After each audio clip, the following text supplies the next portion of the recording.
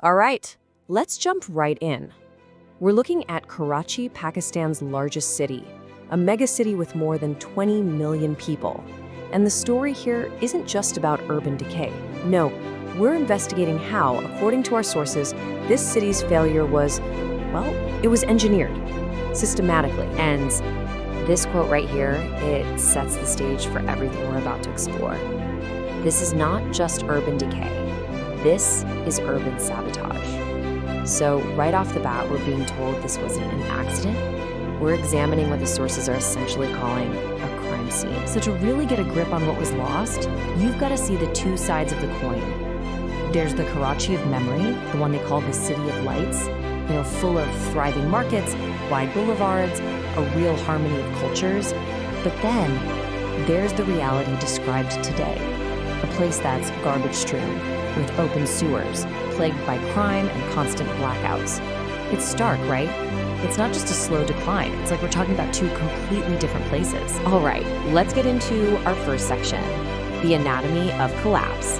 Think of this as opening up the evidence file, looking at the forensic proof of how the city was brought to its knees. And the first piece of evidence is a real gut punch. Look at this number. According to the Economist Intelligence Unit's Global Livability Index, Karachi ranks 170th out of 173 cities. Let that sink in. That's not just bad, that officially makes it one of the 5 least livable cities on the entire planet. And you don't need a global report to see the problem. You can literally see it and probably smell it on the streets. Our sources say that a mind-boggling 60% of the city's daily garbage, we're talking about 12,000 tons produced every single day, just isn't collected. It's left to rot right there in the open. But the rot goes so much deeper than just garbage. It's about people, about the future. The sources point to this number, 1.8 million. That's the number of children in Karachi who aren't in school. It's not just a tragedy. The sources call this a form of weaponized illiteracy, a whole generation basically being written off. Now, here's a crucial point the source material makes. This breakdown isn't happening equally across the city. It's not random. They use a really powerful term for it, infrastructure apartheid. And what does that mean? Well, it means you have elite areas getting all the good stuff, fiber optics, power that never goes out, while the poorer areas are deliberately left behind with constant blackouts and dirty water. It's a system that's literally designed to lock in inequality. And this chart just lays it out bare. It's that tale of two cities in black and white. If you're in an elite area like DHA or Clifton, you get power 24/7. Clean water comes right out of your tap, high-speed internet, no problem. But if you're in a poorer zone like Warangi or Liari, you're looking at 8 to 12 hours of blackouts every day. Your water, it's likely contaminated, and you have to buy it from what they call a tanker mafia. So, yeah, it's really not one city. It's two completely separate and unequal worlds. Okay, so a question naturally comes up. Who's behind all this? Who is responsible for what the sources are calling sabotage? Well, that brings us to our second section, a web of complicity. We're going to follow the paper trail. So the sources identify a whole cast of actors, a real web of complicity. Now, it's really important to stress we're presenting these alleged roles neutrally, exactly as they're laid out in the source material. We see the provincial government, the PPP, accused of holding back funds. We see local political players, the MQM, described as running the city like a mafia state. Then there are the federal governments, accused of simply ignoring Karachi. And finally, the military establishment, implicated in things like land grabs and, well, engineering the political landscape. And this leads to a really wild concept the sources introduce. It's called the political economy of dysfunction. Sounds complicated, but the idea is simple and it's chilling. It means the chaos, the decay, the breakdown, it's not a bug, it's a feature.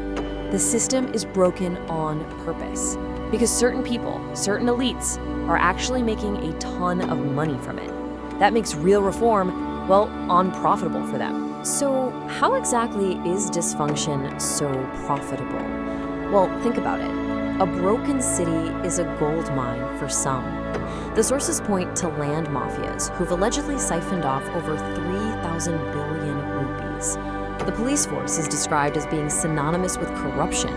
You've got contracts being handed out for ghost projects that don't even exist. And those water tanker mafias we mentioned, they're selling a basic human right back to the people.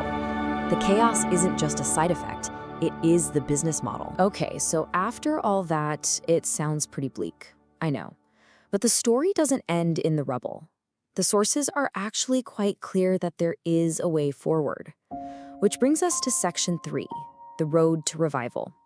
Is there a path back? To even start talking about a solution, you have to understand this one core injustice. Look at this chart. Karachi is the economic engine of the entire country. It generates something like 65% of the national revenue.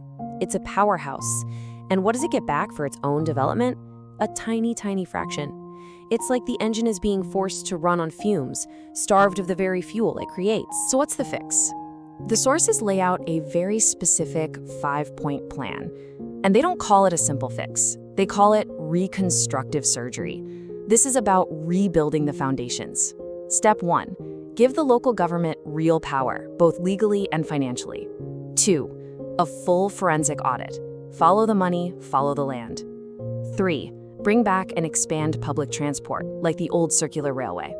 4, create a new, powerful land accountability commission to tackle the land mafias. And 5, and this is the big one, guarantee Karachi its constitutional right to its own money. And this quote, I think it really gets to the heart of what the revival is all about. This is not revolution, it's restoration. Karachi's not a battlefield, it is our home. It's such a powerful idea, right? It's not about burning everything down. It's about restoring something that was lost, about reclaiming a home that was stolen. But all those plans, all those steps, they're just paper. The sources are crystal clear that none of it works without one final, absolutely essential ingredient. And that brings us to our last section, a citizen awakening. So what's the final takeaway? According to the sources, the change has to come from the people, from the ground up. They call it a people's manifesto, and it's a plan for action. Citizens getting together beyond party lines, using their phones to document and expose corruption, getting the global diaspora involved to advocate for the city, demanding real accountability when they vote, and even creating their own systems to get around the broken official ones. It's about taking the power back. And all of this leaves us with a single powerful question that sums up the entire fight. Karachi ko wapas do? Give Karachi back? It's a demand, it's a plea. And really, what you should take away from all this is a message of, believe it or not, hope. Because while the evidence suggests this city may have been betrayed, engineered to fail, the sources argue that the blueprint for its restoration, for its rebirth, is held in the hands of its own people.